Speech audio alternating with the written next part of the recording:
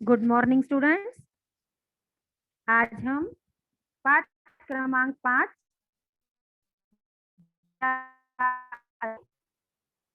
ठीक है। तो आइए हम देखते हैं।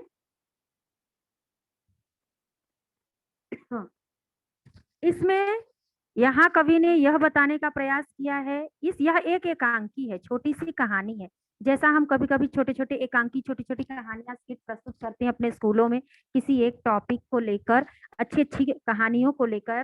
तो क्या करते हैं, प्रस्तुत करके हम समाज को जागृत करने का प्रयास करते हैं। ठीक उसी प्रकार से एक लेखिका ने मार्मिक एक एकांकी में गवर्नेंस जो बच्चों को पालने के लिए घर में रखी जाती है, उसकी व्यवस्था का सजीव चित्रण और शोषण से मुक्ति पाने का प्रभावी संकेत दिया है या प्रभावी संदेश हमको दिया है।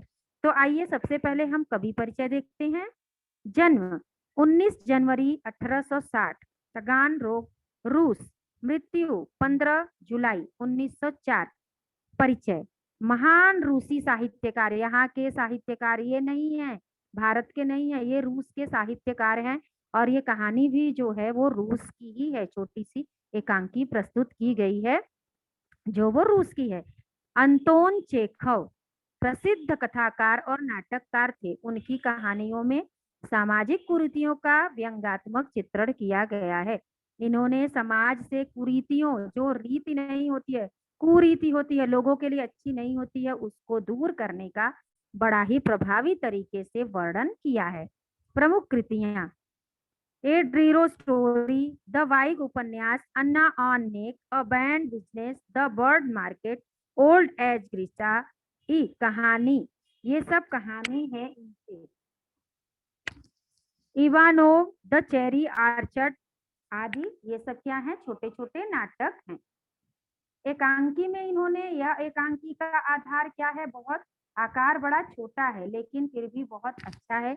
उन्होंने रूस अपने ही कहानी के छोटे से एकांकी के माध्यम से समाज में होने वाले कुरीतियों को दूर करने का प्रयास किया है, या एक व्यंग्यात्मक, समाज पे बहुत करारा व्यंग इन्होंने कहा है। बच्चों की गवर्नेंस, अब देखो यहाँ से स्टार्ट होता है अपना पार्ट। और सबसे पहले आपको ध्यान से सुनना है, बहुत ही एक अच्छी एकांकी है, बहुत ही अच्छी कहानी है। एकांकी ऐसी होती है जिसमें 3-4 लोग भी होते हैं, 2 लोग भी होते हैं, 3 लोग भी होते हैं। तो वो आपस में वार्तालाप करते हुए समाज को संदेश देते हैं। तो यहाँ जूलिया और गृहस्वामी, जूलिया जो एक गवर्नेंस है, बच्चों को पालने के लिए आती है, और गृहस्वामी कौन है, जो उनके घर का मालिक है। गृह यानी घर, स्वामी मतलब मालिक, जो घर का मालिक है। उन दोनों के बीच के वार्तालाप को यहाँ एकांकी के माध्यम से लेखक ने हमको समझाने का या बताने का प्रयास किया है। बच्चों की गवर्नेंस जूलिया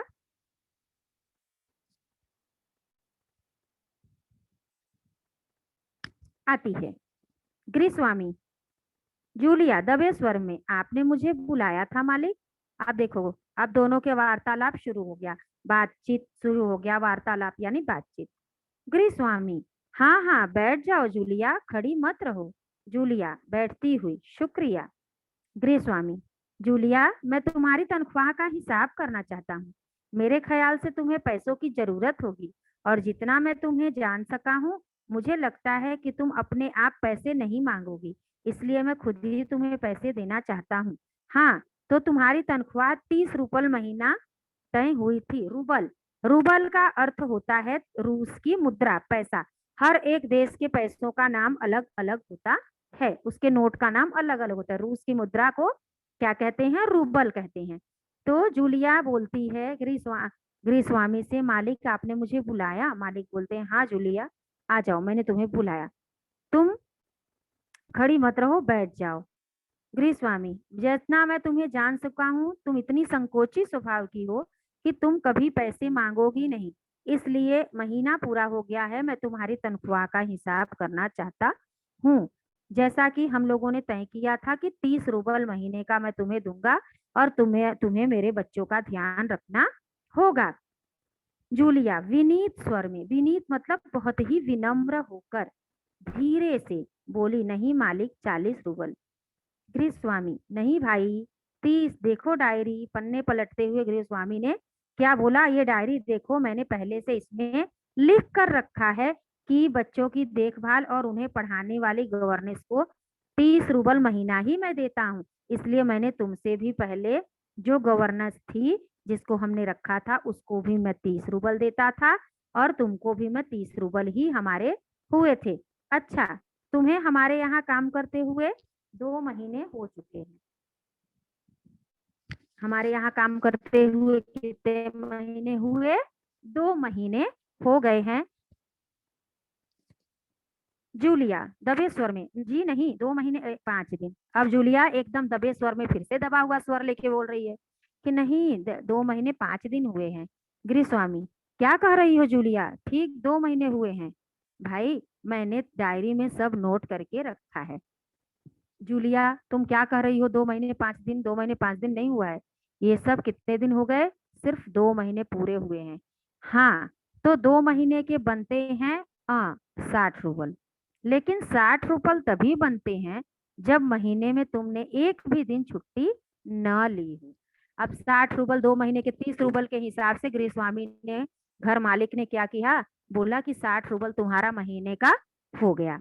अब तुम क्या करो, अब 60 रूबल भी तुम्हें मैं कब दे सकता हूँ, जबकि तुमने कोई भी छुट्टी, उसका भी मुझे हिसाब करना पड़ेगा। तुमने इतवार को छुट्टी मनाई, उस दिन तुमने कोई काम नहीं किया, सिर्फ कोल्या को घुमाने ले गई हो, और वो तो तुम भी मानोगी कि बच्चों को घुमाने के लिए जाना कोई काम नहीं होता। इसके अलावा तुमने 3 छुट्टियां और ली हैं, ठीक है ना? अब गृहस्वामी क्या कर रहे हैं, जूलिया की तनख्वाह का हिसाब कर रहे हैं कि तुमने इतवार या रविवार, संडे संडे को तुमने छुट्टी ली थी, सिर्फ मेरी बच्ची को तुम घुमाने ले गई थी। घुमाना तो कोई कार्य होता नहीं, ये तो तुम भी जानती हो। और इसके अलावा तुमने 3 छुट्टियां और भी ली हैं, तो अब क्या होगा, अब उसका तो मैं पैसे काट ही लूंगा। जूलिया फिर से दबे स्वर में बोल रही है, जी आप कह रहे हैं तो ठीक होगा। रुक जाती है या ना, यानी अपना बातचीत करना बंद कर देती है। गृहस्वामी, अरे भाई, मैं गलत कह रहा हूँ क्या? हाँ, तो 9 इतवार और 3 छुट्टी यानी 12 दिन तुमने काम नहीं किया। जब इंसान कोई कार्य करता है तो उसमें संडे को इंक्लूड नहीं किया जाता है। संडे मतलब छुट्टी में इंक्लूड नहीं होता, वो संडे तो संडे छुट्टी ही होती है, तो इसलिए क्या होता है। लेकिन गृहस्वामी ने क्या किया, जूलिया का पूरा पूरा संडे ले लिया, और उसने जो 3 छुट्टी और ली थी उसको भी उसने क्या किया, उसको भी उसने उसी में इंक्लूड करके रख दिया। अब जूलिया देखो मानती है कि नहीं मानती है, ये तो जब हम कहानी में आगे बढ़ेंगे तब हमको अच्छे से पता चलेगा कि जूलिया ने क्या किया। गृहस्वामी, मैं गलत कह रहा हूँ क्या? 9 इतवार और 3 छुट्टी यानी 12 छुट्टी तुमने ली है। ओके,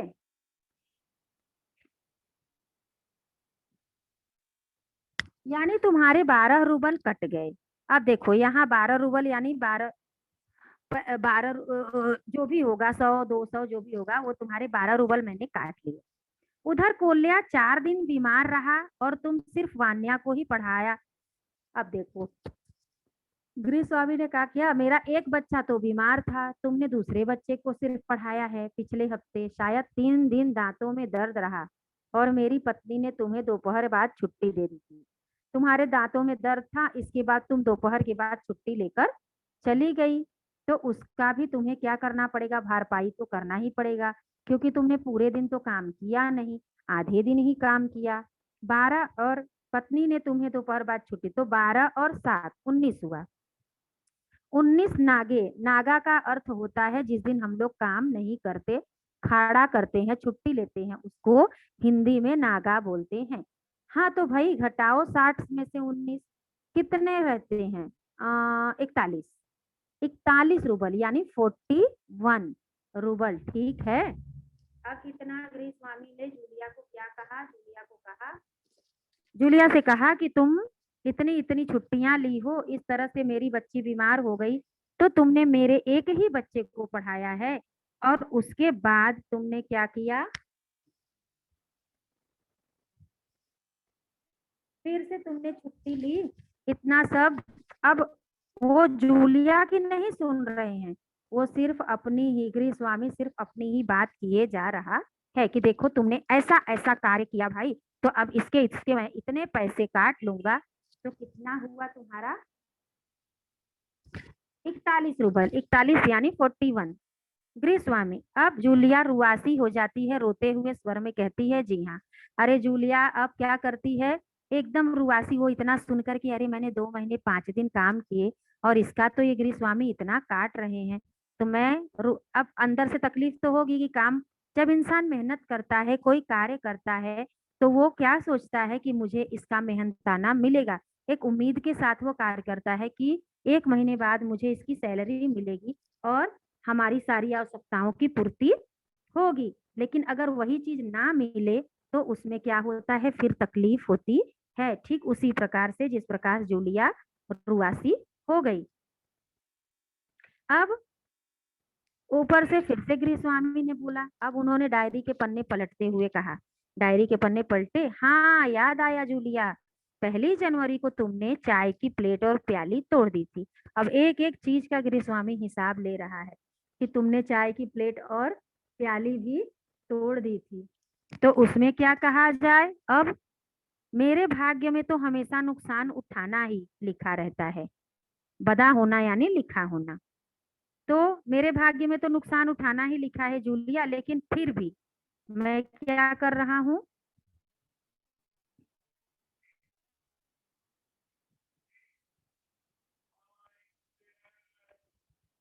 मैंने जिसका जितना भला करना चाहा उसने मुझे उतना ही नुकसान पहुंचाने में कोई कसर छोड़ता नहीं है। अब मैं जिसका जितना ही, मैं तुम्हारा इतना अच्छा ख्याल रखता हूँ, तुम्हें इतना अच्छा ये कर रहा हूँ, लेकिन तुमने मेरा नुकसान ही तो किया है, तुमने मेरा कप और प्याली दोनों तोड़ दिया है। तब उसका नुकसान का भरपाई मेरा ख्याल, खैर मेरा भाग्य, हाँ मैं तो प्याली के 2 रूबल ही काटूंगा। अब देखो, प्याली के होते तो बहुत पैसे हैं, लेकिन मैं उसका क्या करूंगा, 2 रूबल उसकी काट लूंगा। अब देखो, उस दिन तुमने ध्यान नहीं दिया और किसी टहनी की खरोच लगने से बच्चे की जैकेट फट गई। जब तुम मेरे बच्चों को घुमाने लेकर गई थी बागीचे में, तो किसी पेड़ की टहनी लगकर मेरे बच्चे का जैकेट फट गया। तो उसकी भरपाई कौन करेगा, गलती तो तुम्हारी ही थी। 10 रूबल उसके, अब जैकेट फट गई तो उसके 10 रूबल मैं काट लूंगा।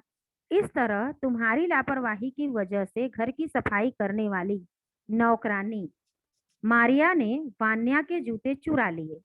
रुक कर, तुम मेरी बात सुन भी रही हो कि नहीं। अब गृह स्वामी क्या किए, अपना सब हिसाब बता रहे थे और जूलिया धीरे धीरे अपना रुआसी होकर बेचारी सब सुन रही थी।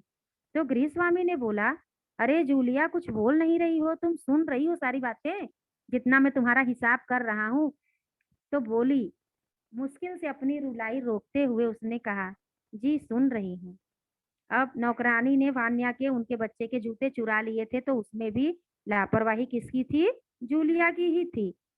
अब वो जूता अगर चोरी हो गया, नौकरानी चुरा ले गई, तो उसका भरपाई कौन करेगा, उसकी भरपाई भी तुम ही करोगी। तो वो रुआसी होकर मुश्किल से अपने आंसुओं को रोकते हुए उसने कहा, हाँ हाँ ठीक है, सुन रही हूँ। गृह स्वामी, हाँ ठीक है, अब देखो भाई, तुम्हारा काम बच्चों को पढ़ाना और उनकी देखभाल करना है, तुम्हें इसी के तो पैसे मिलते हैं। तुम अपने काम में ढील दोगी, ढील देना यानी अगर अच्छे से नहीं करोगी तो पैसे कटेंगे या नहीं।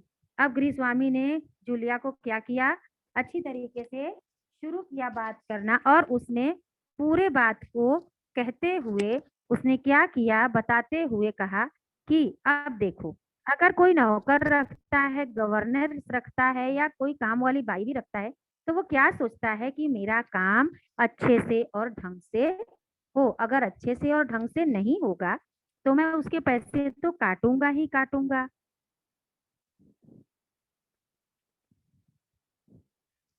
ठीक, हाँ ठीक है, अब तुम्हारा काम ऐसा था, तुमने लापरवाही की तो उसके पैसे तो कटेंगे। तो जूतों के 5 रूबल काट गए, अब जूतों के भी 5 रूबल मैं काट लूंगा।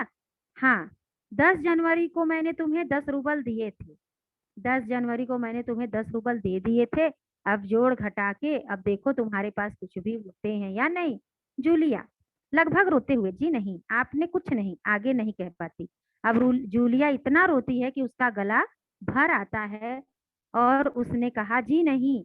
इतना कह के वो आगे कुछ भी नहीं कह पाती है, क्योंकि रोते रोते उसका गला भर जाता है कि हाय भगवान, मैं क्या कर रही हूँ। जितना मैंने पैसा कमाया था उतना सब मेरा जोड़ घटा के गृहस्वामी के पास ही रह गया, अब मुझे क्या मिलेगा।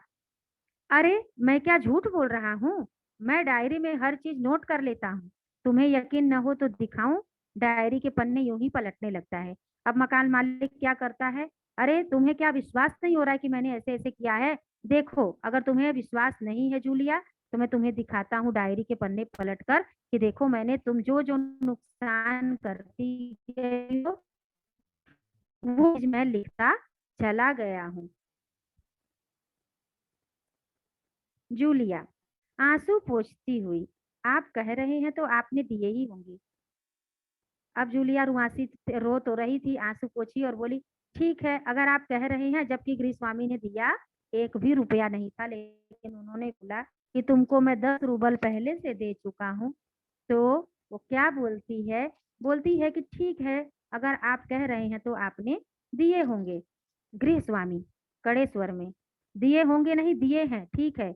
घटाओ 27 41 में से बचे 14, क्यों, हिसाब ठीक है ना। अब गृहस्वामी बहुत जोर से चिल्लाए उसके ऊपर, अरे दिए होंगे क्या है, मैंने दिए हैं। घटाओ 27 में से 41 में से 27 रुपए और भी घटा दो तो बचे कितने, 14 रुपए। अब हिसाब ठीक है। अब तुम्हारे पास बच्चे कितने, सिर्फ 14 रूबल। जूलिया आंसू पीती हुई कांपती हुई आवाज में, मुझे अभी तक एक ही बार कुछ पैसे मिले थे। मुझे मालकिन ने दिए थे सिर्फ 3 रूबल, ज्यादा उन्होंने नहीं दिया था। अब जूलिया क्या करती है, बहुत धीरे से बोलती है, कांपती हुई बोलती है, आपने तो मुझे कुछ भी नहीं दिया था, बस मुझे मालकिन ने 3 रूबल दिए थे, ज्यादा कुछ भी मुझे मिला नहीं है।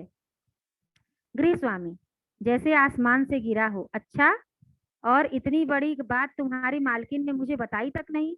देखो, अच्छा हुआ कि तुमने मुझे बताया, इतनी बड़ी बात तुम्हारी मालकिन ने मुझसे छुपा कर रखा था, बताया नहीं। खैर, बताती तो हो जाता ना अनर्थ, देर से ही सही। मैं इसे भी डायरी में नोट कर लेता हूँ। डायरी खोलकर उसमें कुछ यूं ही गृहस्वामी लिखने लगते हैं। हाँ, तो 14 में से 3 और घटा, 2 बचते हैं 11 रूबल। संभाल लो, गिन के लो, ठीक है ना। अब उन्होंने 14 में से और 3 रूबल उन्होंने काट लिया और बोला, ठीक है जूलिया, अब ये पैसा तुम्हारा बराबर है 11 तारीख। अब सोचो, 2 महीने 5 दिन हुआ था, गृहस्वामी ने उसका घटाकर 2 महीने कर दिया। 60 रूबल हुए थे, उसको घटाते घटाते हिसाब करते करते गृहस्वामी ने कितना घटाया, पूरा पूरा घटाकर 11 रूबल लाकर उसका ये कर दिया। अब 11 रूबल में वो बेचारी 2 महीने 5 दिन काम करके 11 रूबल उसको लेकर जाना चाहिए था या नहीं, उसको जाना चाहिए था या नहीं। 11 रूबल उन्होंने, गृह स्वामी की ही बातें वो चुपचाप सिर्फ सुन रही थी। ठीक है ना। जूलिया कांपते हाथों से रूबल लेती है, कांपते स्वर में, जी धन्यवाद। अब उसके लिए भी वो गृह स्वामी को क्या करती है, धन्यवाद बोलती है। गृहस्वामी अपना गुस्सा नहीं संभाल पाता, ऊंचे स्वर में लगभग चिल्लाते हुए। अब गृहस्वामी मतलब जो मकान मालिक है, जूलिया के इतना कहने पर वो अपने गुस्से को काबू में नहीं रख पाता और जोर से चिल्लाते हुए कहता है, तुम मुझे धन्यवाद दे रही हो जूलिया, जबकि तुम अच्छी तरह जानती हो कि मैंने तुम्हें ठग लिया है, तुम्हें धोखा दिया है, तुम्हारे पैसे हड़प लिए हैं, और तुम इसके बावजूद मुझे धन्यवाद दे रही हो। गुस्से में आवाज कांपने लगती है। बहुत ज्यादा इंसान जब गुस्सा आता है, इंसान को हाइपर होता है, तो उस गुस्से में इंसान की आवाज भी कांपती है, इंसान भी कांपता है। तो यह सब बर्दाश्त नहीं हुआ मकान मालिक से और उसने कहा, तुम मुझे धन्यवाद दे रही हो, जबकि तुम बहुत अच्छी तरह जानती हो कि मैंने जोड़ घटा के तुम्हें ठग लिया है और तुम्हारे सारे पैसे हड़प कर लिए हैं, फिर भी तुम मुझे धन्यवाद दे रही हो। इतना सीधापन अच्छा नहीं होता है। इतना सिधाई करके समाज में इंसान नहीं रह सकता। अपने हक के लिए हर जगह हमको लड़ना पड़ता है। जहां बात हक की आती है, यदि हम सत्य हैं, अधिकार रखते हैं, मेहनत किया है, तो उस हक के लिए हमको जरूर से जरूर लड़ना चाहिए। बेईमानी तरीके से मत लड़ो, लेकिन अपने हक के लिए, अपने अधिकार के लिए, अपने आत्म स्वाभिमान के लिए। क्योंकि जूलिया ने ईमानदारी से, आत्म स्वाभिमान से कार्य किया था, तो उसे क्या करना चाहिए था? उसे वहां उस समय गृहस्वामी की बात काटकर उसे अपने लिए लड़ना चाहिए था, जो कि जूलिया ने नहीं किया। इस तरह से वो मालिक अच्छा था। दूसरा अगर कोई बेईमान मालिक होता तो वो क्या करता? वो जूलिया को ठग ही लेता और 11 रुपए देकर विदा कर देता और जूलिया चली जाती। लेकिन वो मालिक ईमानदार था। उसने कहा कि जब तुम जानती हो कि मैं तुम्हें ठग चुका हूं, फिर भी तुम मुझे धन्यवाद दे रही हो। जूलिया, जी हाँ मालिक।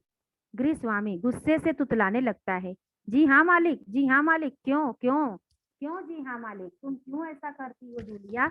जूलिया डर जाती है और भयभीत स्वर में बोलती है, क्योंकि इससे पहले मैंने जहां जहां काम किया, उन लोगों ने तो मुझे एक पैसा तक नहीं दिया। आप कुछ तो दे रहे हैं, सिर्फ पैसा क्यों नहीं मिला? जूलिया ने क्या जवाब दिया कि भयभीत यानी डरे हुए स्वर में ये बोला कि आप तो मुझे कम से कम इतना पैसा दे रहे हो, जहां जहां इसके पहले मैंने कार्य किया है, वहां वहां तो मुझे कुछ भी पैसा नहीं मिला है। तो क्यों नहीं मिला? जूलिया के इस दब्बूपन और एकदम सीधे स्वभाव की वजह से। अब गृहस्वामी उसको समझाते हुए कहते हैं, क्रोध के कारण कांपते उत्तेजित स्वर में, उन लोगों ने तुम्हें एक पैसा तक नहीं दिया जूलिया।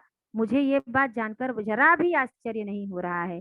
स्वर धीमा कर जूलिया, मुझे इस बात के लिए माफ कर देना। मैंने तुम्हारे साथ एक छोटा सा क्रूर मजाक किया था। क्रूर यानी बहुत ही क्रूर था, लेकिन फिर भी मैंने तुम्हारे साथ मजाक किया था, पर तुम्हें सबक सिखाना चाहता था। देखो जूलिया, मैं तुम्हारा एक पैसा नहीं मारूंगा। जेब से निकालकर ये हैं तुम्हारे 80 रुबल। मैं अभी इन्हें तुम्हें दूंगा, लेकिन इससे पहले मैं तुमसे कुछ पूछना चाहूंगा। जूलिया, क्या ये जरूरी है कि इंसान भला कहलाने के लिए इतना दब्बू, भीरू, बोदा बन जाए?